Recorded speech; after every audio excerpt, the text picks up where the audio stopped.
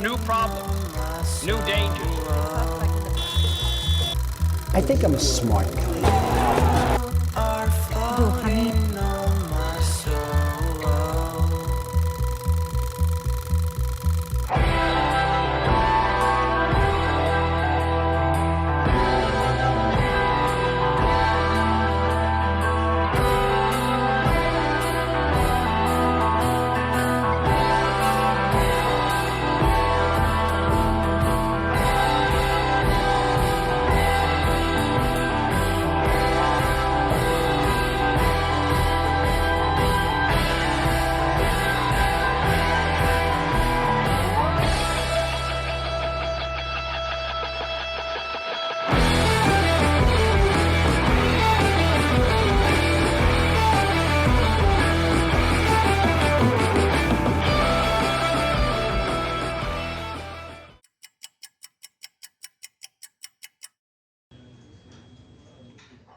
So you want me to talk about community? I think in the end what makes people stick together is the experience, is the fact that they share something in common, something meaningful.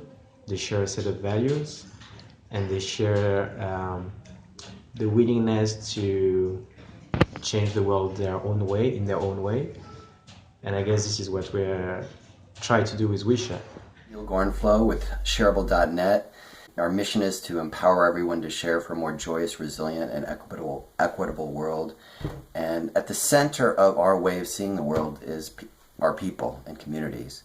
And while you're participating in a kind of hackathon for the collaborative economies, I think it's really important as you design your solutions to put people and their relationships to one another at the center of what you're doing, not only in terms of how the service works, but also how the service is owned and governed, which I believe will increasingly be a kind of competitive requirement, not only to compete effectively with other platforms, but to gain the trust and the participation required for these kinds of peer-to-peer applications to work.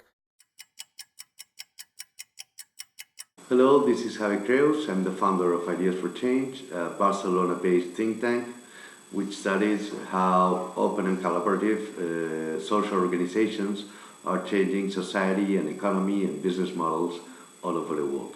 The first thing I would like to say is I believe that sharing has become a new common sense, that we're all aware that by using technology to connect things and using citizen producers' capacities, our own capacities to do things by our own and among us, new combinations that produce much more value than old combinations, than the old industry, can be created almost in all aspects of our economical activity.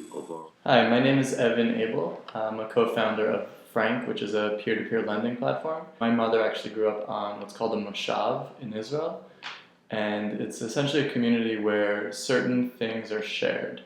For them in particular, they shared agricultural equipment. So each family had their own plot of land, their own cattle, their own food crops. They were responsible and owned those things that came from it, but they were able to, as a community, share certain pieces of equipment. So it helped them grow and prosper much more quickly than if it was a purely competitive environment. I think a big shift for me was thinking of public libraries as a place where everyone can share books, and thinking about how that switched into Wikipedia, where people peer-to-peer shared information with each other. This is obviously transcended and is a growing movement. Again, Frank is a way that people actually lend money and borrow money from their friends and family directly. So moving away from banks as institutions, moving away from even things like SoFi and Common Bond and Prosper, where it's a new way to lend, but this is actually peer-to-peer in a better way. Thanks. My name is Raz Godelnik. I'm an assistant professor at Parsons School of Design in New York and the co-director of our master's program in strategic design and management. The future of the sharing economy is unknown, but we could envision what the desired future will look like.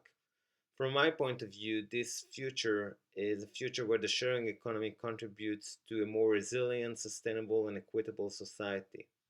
Let's face it, if the sharing economy is only about creating new business models, it's nice and interesting, but not enough. The sharing economy could and should be about enhancing social capital, recreating the sense of community that was lost in our neighborhoods and cities decades ago, reducing our carbon footprint, and other issues that really matter.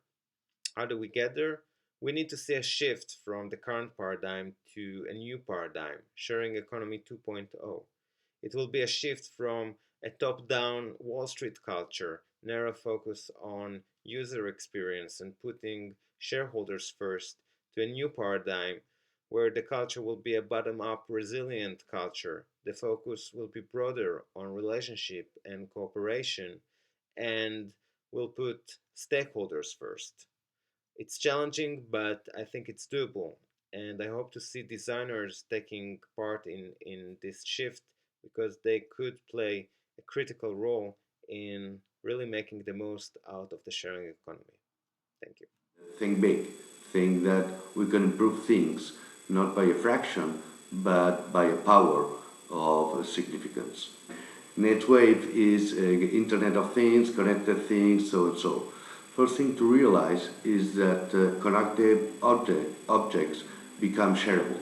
So, for example, manufacturers of locks, they're not putting the effort anymore in locks that shut things, but in locks that allow you to open things. So you can share your bicycle or your car, open your house without being there to provide the keys to the other person.